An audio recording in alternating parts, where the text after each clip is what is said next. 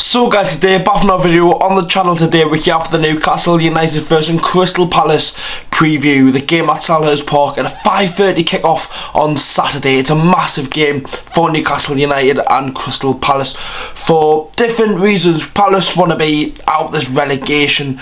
They're not going to go down, but they're not going to do particularly well this season. It's one of them seasons for Palace, but we'll go through their form and whatnot. We'll speak about Newcastle. Obviously it's been nearly a week now since the Fulham game. I'm recording this on Thursday night.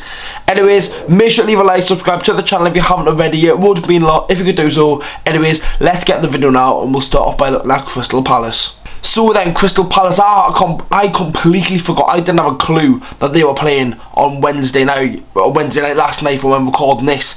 They played, Crystal Palace played Manchester United, but look at their last 5 games. They have won 1, drew 1 and lost 3. If they lost to Man United, they would have lost 4 games in a row. And you look at that and think, it wasn't looking good. But against Man United, I think they've done quite well, to be fair. They didn't do absolutely awful, but definitely worthy of a point, probably, to be fair. That free kick by Elise, I really rate Crystal Palace's team. I think they should be much higher in the league from their team, but 12th still isn't a bad position, but I think they just want to be out of this relegation battle. If they lose 2 games in a row, they get brought straight back into it. And if we look at Crystal Palace's games, they've got Manchester United coming up again, but they've got Newcastle, Man United and then Brighton, their derby. So you look at that and think 3 massive games for Crystal Palace. Newcastle at home, massive game, against obviously a very good side.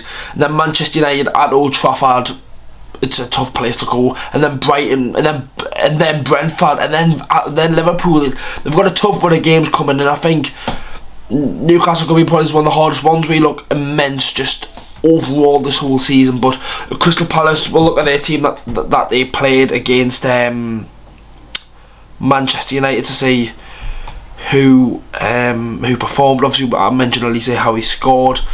Quite in goal, decent keeper. And the final climb, probably something they could probably improve on as he's getting to a later age. Richardson, the centre back, Richard played the whole 90 minutes. I've never heard it. Is Anderson been injured, or was he just placed on the bench? He's injured, so doesn't look like he will play. So it probably will be that Richards again with Gray's really good. Mitchell, Jacoby, Will Hughes in the midfield, and then Elise, Mateta, Zaha and Edward. I think Eze will probably start. I really do rate Eze. Jordan Ayew might come in for maybe he's one of Edward or Mateta, just because obviously they didn't start. But they do have a good team and some good stuff. I'm surprised Crystal Palace. I think if Crystal Palace get a couple of more signings through the door, big signings, I mean, to support Zaha, make sure he stays to them, they could have a really good season. I was one of them I was one of the fans of the Premier League who said Crystal Palace would get relegated last season when Patrick Vieira came in.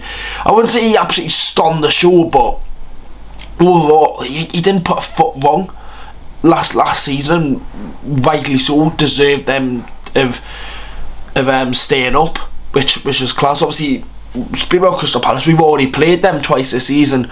Obviously, both at St James's Park, a 0-0 draw where we should have won if it wasn't for VAR, and 0-0 draw against in the cup where we went through on penalties. Look how crucial that is now, knowing that we're going into a semi-final on Tuesday. I'll mention more about that when I speak about Newcastle, but they haven't got anything to worry about. Crystal Palace out of the cup. They've just got to chill. They've got to chill, win this game, and they've got quite a long break until the Manchester United game. I'm almost certain, if I double check. Yeah, so they don't play for another 2 weeks. They've got 2 weeks off. I think because they're not at the EFL Cup, and I think they must be out the FA Cup. Yeah, they got beaten Southampton, so it's one of them. So we'll have to wait and see what happens with Crystal Palace. They've got a long time to prepare for the next game, so I think they will just go out for this game because they've got a nice 2 weeks off where they can just chill and get ready and get back to full fitness for some players. But I think they will come out Newcastle, obviously Selhurst Park is a very hard ground to go to, a very good atmosphere, very resilient, very crowded in it. It's one of them games where you've got to be at your best to perform well. You kind of doing a sluggish performance at Crystal Palace because you'll not do well. Anyways, let's speak about Newcastle. So then, Newcastle, obviously, as we all know, a massive game, but everyone's mind at the minute is the EFL Cup semi-final first leg on Tuesday night.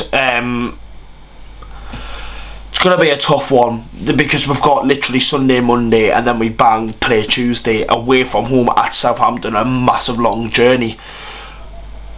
It'll be a tough one. It'll be a tough one to judge how Newcastle will go into this game against Crystal Palace, because will we rest a couple of players? Will some players come in? But obviously from my last game against Fulham, that 89th minute winner from Alexander Isak, does he start? Who knows? Obviously, as we all know, the main talking point at the minute is Bruno. Bruno looks to be out for the game, which is unfortunate, but if he's going to be back for the semi-final, that's all that matters in my eyes. That's all we need. That's forgiven. If he's back for then, it's happy days no matter what. But we'll go into the game against Crystal Palace. I think, when was the last time at Selhurst Park? It was a 1-1 draw with Graham Jones as manager. But I think over the years we've drew a lot at Selhurst Park. The season before that we won 2-0 where Joe Linton and Callum Wilson scored. Season before that we got beat 1-0. So a win-lose draw in the last 3 games at Selhurst Park. It's a tough place to go, and I don't like playing against Crystal Palace. They've got a good team and whatnot, but with the form the lads are at the minute and how good we look defensively, hopefully we should be okay. But you never know in football. It could be one of those games. It really could be 5:30 kick-off on Sky Sports. All the build-up before, and everyone will be speaking about it. It just could be one of those games. But I don't want to jinx it. I don't want to say anything that is negative, because we are doing really, really well at the minute. With Bruno being injured, who comes in? Do we bring in a midfielder and keep Joe Linton on the left, or does Maxi come in? Wait and see for the predicted team out tomorrow. We'll definitely stay tuned for that. Anyways, Newcastle have got a massive game on Tuesday, so it's tough to judge how we'll actually go into this game. If we're a little bit more resilient, try and go for a 1-0, or just absolutely go for it. We'll have to wait and see. If I've got to give a prediction, 2-1 Newcastle. I'll stay positive and keep the run going, and hopefully maybe go to the third if Man United's result doesn't go their way. That's the end of the video, boys. Make sure to leave a like, subscribe to the channel if you haven't already. It would mean a lot if you could do so. Anyways, boys, I'll see you all for the next one. Predict a team out later on today. I'm recording this on Thursday night. I've been really busy with work, so this is why I'm getting a double upload on a Friday. Anyways, see you on the next one, boys. Have a good one. I'll see you all for the predict team later on today. How are you, the lads?